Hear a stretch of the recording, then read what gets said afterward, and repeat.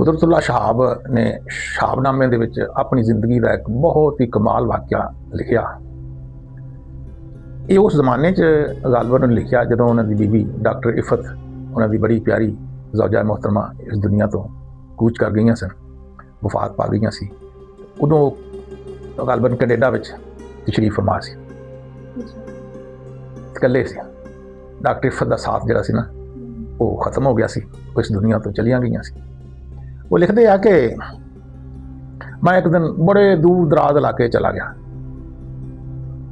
ਇਲਾਕੇ ਦਾ ਨਾਂ ਨਹੀਂ ਦੱਸਿਆ ਉਹਨਾਂ ਨੇ। ਬੜੀ ਦੂਰ ਨਿਕਲ ਗਿਆ। ਉੱਥੇ ਨਾ ਜੁਮੇ ਦਾ ਦਿਨ ਸੀ।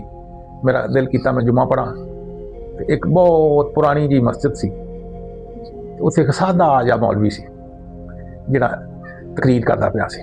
ਮੈਂ ਵੀ ਉੱਥੇ ਚਲਾ ਗਿਆ ਜੁਮਾ ਪੜ੍ਹਨ ਵਾਸਤੇ। ਉਹਦੀ ਤਕਰੀਰ ਸੁਣੀ। ਬੜੀਆਂ ਮਿੱਠੀਆਂ ਮਿੱਠੀਆਂ ਸਾਦਾ ਦੇਸੀ ਗੱਲਾਂ ਕਰਦਾ ਸੀ। ਕਰਦਿਆਂ ਉਹਨੇ ਇੱਕ ਐਸੀ ਗੱਲ ਕੀਤੀ ਜਿਹੜੀ ਮੇਰੇ ਦਿਲ ਤੇ ਉਤਰ ਗਈ। ਉਹਨੇ ਇੱਕ ਬਾਪ ਤੇ ਬੇਟੀ ਦੀ ਮੁਹੱਬਤ ਦਾ ਕਿੱਸਾ ਬਿਆਨ ਕੀਤਾ। ਉਹ ਬਾਪ ਕੌਣ ਸੀ? ਉਹ ਬਾਪ ਸਰਵਰੇ ਕਾਇਨਾਤ ਹਜ਼ਰਤ ਮੁਹੰਮਦ ਮੁਸਤਫਾ ਸੱਲੱਲਾਹੁ अलैहि वसल्लम ਸੀ। ਤੇ ਬੇਟੀ ਕੌਣ ਸੀ? ਉਹਨਾਂ ਦੀ ਲਾਡਲੀ ਬੇਟੀ ਜਨਾਬ ਫਾਤਿਮਾ ਸਲਾਮੁल्लाह अलैहा, ਉਹਨਾਂ ਦੀ ਬੇਟੀ ਸੀ।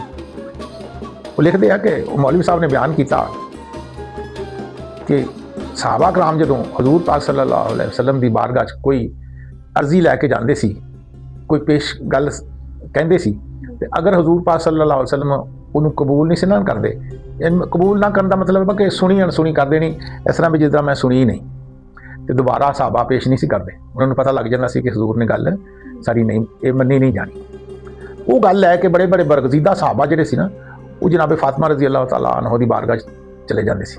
ਜਾ ਕੇ ਅਰਜ਼ ਕਰਦੇ ਸੀ, ਬੀਬੀ ਜੀ ਇਹ ਸਾਡਾ ਇੱਕ ਮਸਲਾ ਹੈ, ਇਹ ਸਾਡੀ ਦਰਖਾਸਤ ਆ, ਤੇ ਇਹ ਹਜ਼ੂਰ ਪਾਕ ਸੱਲੱਲਾਹੁ अलैहि वसल्लम ਦੀ ਬਾਰਗਾਹ 'ਚ ਪੇਸ਼ ਕਰ ਦਿਓ, ਤੇ ਤੁਹਾਡੀ ਗੱਲ ਉਹ ਮੋੜਦੇ ਨਹੀਂ, ਉਹ ਕਬੂਲ ਕਰ ਲੈਣਗੇ। ਤੇ ਹਜ਼ੂਰ ਪਾਕ ਸੱਲੱਲਾਹੁ अलैहि वसल्लम ਕਦੀ ਵੀ ਆਪਣੀ ਬੇਟੀ ਦੀ ਗੱਲ ਮੋੜਦੇ ਨਹੀਂ ਸੀ। ਜਦੋਂ ਵੀ ਜਨਾਬ ਫਾਤਿਮਾ ਨੇ ਕੋਈ ਗੱਲ ਕੀਤੀ, ਉਹ ਭਾਵੇਂ ਕਿਸੇ ਸਹਾਬੀ ਦੀ ਸੀ ਤੇ ਭਾਵੇਂ ਆਪਣੀ ਸੀ, ਤੇ ਹਜ਼ੂਰ ਪਾਕ ਨੂੰ ਫੌਰਨ ਕਬੂਲ ਕਰ ਲੈਂਦੇ ਸੀ। ਸਹਾਬਾ ਨੂੰ ਖੁਸ਼ੀ ਚੱਲ ਜਾਂਦੀ ਜਦੋਂ ਜਨਾਬ ਫਾਤਿਮਾ ਹਾਂ ਕਰ ਦਿੰਦੀਆਂ ਸੀ ਨਾ ਕਿ ਜੀ ਮੈਂ ਪੇਸ਼ ਕਰ ਦਿਆਂਗੀ, ਤੇ ਉਦੋਂ ਹੀ ਪੁੱਠੀਆਂ ਛਾਲਾਂ ਲਾਉਣ ਲੱਗ ਪੈਂਦੇ ਸੀ ਵੀ ਸਾਡੀ ਗੱਲ ਬਣ ਗਈ, ਸਾਡੀ ਮਨਜ਼ੂਰੀ ਹੋ ਗਈ, ਸਾਡੀ ਦਰਖਾਸਤ ਮੰਨੀ ਗਈ। ਇਹ ਜਦੋਂ ਵਾਕਿਆ ਸੁਣਿਆ, ਕੁਦਰਤੁੱਲਾ ਸ਼ਹਾਬ ਕਹਿੰਦਾ ਹੈ ਕਿ ਮੈਂ ਬਹੁਤ ਮੁਤੱਸਰ ਹੋਇਆ, ਮੇਰੇ ਦਿਲ ਤੇ ਗੱਲ ਉਤਰ ਗਈ, ਸਿੱਧੀ ਮੇਰੇ ਦਿਲ ਤੇ ਜਾ ਕੇ ਲੱਗੀ। ਦੁਨੀਆ ਸਾਰੀ ਜੁਮਾ ਪੜ੍ਹ ਕੇ ਚਲੀ ਗਈ, ਮੌਲਵੀ ਸਾਹਿਬ ਵੀ ਚਲੇ ਗਏ, ਛੋਟੀ ਜੀ ਮਸਜਿਦ ਸੀ, ਮੈਂ ਮਸਜਿਦ 'ਚ ਇਕੱਲਾ ਰਹਿ ਗਿਆ। ਮੈਂ ਇਸੇ ਗੱਲ ਨੂੰ ਸੋਚੀ ਜਾ ਰਿਹਾ, ਉਹ ਕੈਸੀ ਪਿਆਰਾ ਬਾਪ, कैसी प्यारी बेटी है, कितनी हम आहंगी से उन्होंने दी, कितना मेरे आका अपनी बेटी ना प्यार करते सी। ये गल सोच के ना मैं एक कोने 'च खड़ो के जनाब फातिमा सलामुल्लाह अलैहा दे नां दे इसाले सवाब करने ना नफल शुरू कर दिते।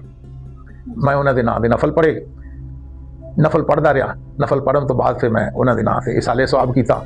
इसाले सवाब करके मैं बारगाह दुआ मंगी अल्लाह रब्बुल इज़्ज़त दी कि या अल्लाह जनाब फातिमा सलामुल्लाह अलैहा नूं ये तौफीक अता फरमा कि उन्हां दी रूह हुण मेरी अर्जी अपने बाप की बारगाह 'च पेश कर देवे। अर्जी की सी? अर्जी ये सी कि मैं अल्लाह की राह की तलाश 'च निकलिया वां, ते मैनूं ये जिहड़े रवायती तरीके है, जिहड़े सादा रवाजी तरीके अजकल दे, उन्हां ते मैं चल नहीं सकदा, ते मैं सिलसिला अवैसिया तो फैज़ हासिल करना चाहुंदा। ते अगर वो अवैसिया सिलसिला अफसाना नहीं, वाकई एक हकीकत आ, ते फिर मैनूं उत्थों फैज़ मिलना चाहिए। ਉਹਦੇ ਫੈਜ਼ ਦਾ ਸਿਲਸਿਲੇ ਦੀ ਮੈਨੂੰ ਤੌਫੀਕ ਅਤਾ ਕੀਤੀ ਜਾਵੇ। ਇਹ ਦੁਆ ਮੰਗੀ। ਕਹਿੰਦੇ ਮੈਂ ਦੁਆ ਮੰਗੀ। ਦੁਆ ਮੰਗਣ ਤੋਂ ਬਾਅਦ ਮੈਂ ਘਰ ਆ ਗਿਆ। 6-7 ਹਫ਼ਤੇ ਗੁਜ਼ਰ ਗਏ। ਮੈਂ ਭੁੱਲ ਭੁਲਾ ਗਿਆ, ਦਿਲ 'ਚ ਗੱਲ ਖਤਮ ਹੋ ਗਈ। ਉਦੋਂ ਉਸ ਦਿਨ ਬੜੀ ਦਿੱਕਤ ਆ ਰਹੀ ਸੀ, ਲੇਕਿਨ ਉਸ ਤੋਂ ਬਾਅਦ ਮੈਂ ਗੱਲ ਭੁੱਲ ਗਿਆ। ਜਦੋਂ 7 ਹਫ਼ਤੇ ਗੁਜ਼ਰ ਗਏ ਨਾ, ਤੇ 7 ਸਮੁੰਦਰੋਂ ਪਾਰ ਜਰਮਨ ਦੇ ਵਿੱਚ ਇੱਕ ਮੇਰੀ ਭਾਬੀ ਰਹਿੰਦੀ ਸੀ। ਉਹ ਨਵੀਂ ਮੁਸਲਮਾਨ ਹੋਈ ਸੀ, ਸੌਮੋ ਸਲਾਤ ਦੀ ਬੜੀ ਪਾਬੰਦ ਸੀ, ਨੇਕ ਸੀ। ਉਹਦਾ ਮੈਨੂੰ ਖਤ ਆਇਆ।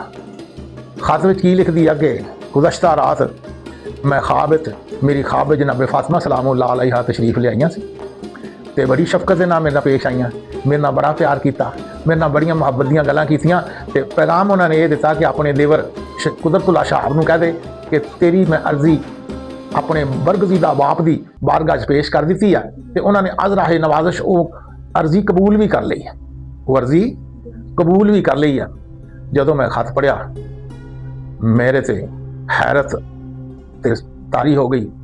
बड़ा खुश होया, मेरे पैर जमीन ते ना लगन, मैं इस तरह हवा च उड़दा फिरदा, इन्ना खुश होया, इन्ना खुश, मैनू समझ ना आवे है मेरी अर्जी कबूल हो गई। तो मैं जुमला की मेरे ज़हन च कि इतना दुनिया का अजीम बाप, इतनी दुनिया की अजीम बेटी, उन्होंने बाप बेटियां दे बाप ते बेटी के दरम्यान मेरा जिक्र होया। मैं एक अदना जा इंसान है, मैं एक नकारा इंसान जिन्हों कोई दुनिया से जानता नहीं, तो मेरा जिक्र उस अजीम बाप ते बेटी के दरम्यान होया। 3 दिन मैं इसे मिसरे से गौर करता रहा, मुजस्मा बनया रहा, सोचता रहा, गौर करता रहा, हैरान होंदा रहा। इस एक दिन फिर मैनू थोड़े दिनों तो बाद कोई ख्वाब आने शुरू हो गए।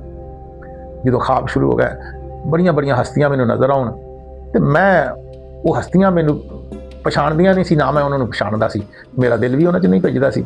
एक दिन अचानक एक ऐसी हस्ती, बड़ी दिल नवाज, बड़ी साहबे जमाल, बहुत प्यारी बुजुर्ग हस्ती मैनू नज़र आई।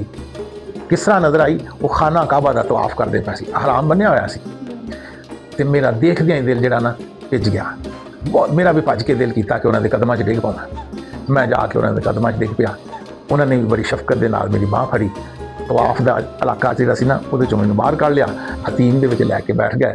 बैठ के कहंदे आ अपना तारफ कराया उन्होंने कि मेरा नाम कुतबुद्दीन बख्तियार काकी है, मेरा नाम कुतबुद्दीन बख्तियार काकी रहमतुल्लाह अलैह मेरा नाम आ।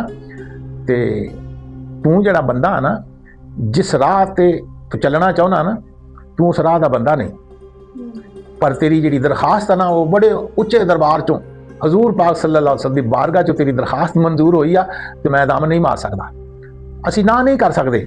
इधर आ कहते हुण तेनू कुछ दईए। कहते एक प्याला रख दिता सामने, दरम्यान च प्याला रखा, तो प्याले दे विच कोई खाण वाली चीज़ सी या पीण वाली चीज़ सी, उधर मेरी तवज्जो नहीं गई, बड़ी प्यारी कोई चीज़ सी। प्याला रख के कहते आ दस ये जिंदगी चाहना कि वो जिंदगी चाहना, किहड़ी जिंदगी चाहिए है? कहते जो ये सवाल किया तो मेरे अंदर का नफ्स अमारा जाग पिया।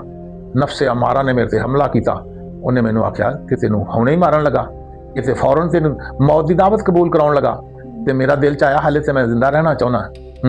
वो चोर ने मेरे अंदर गल पा दी थी, तू हले जिंदा नहीं रहना, ये तो तेन हुणे ही कहन दिया कि किहड़ी जिंदगी चाहिए है।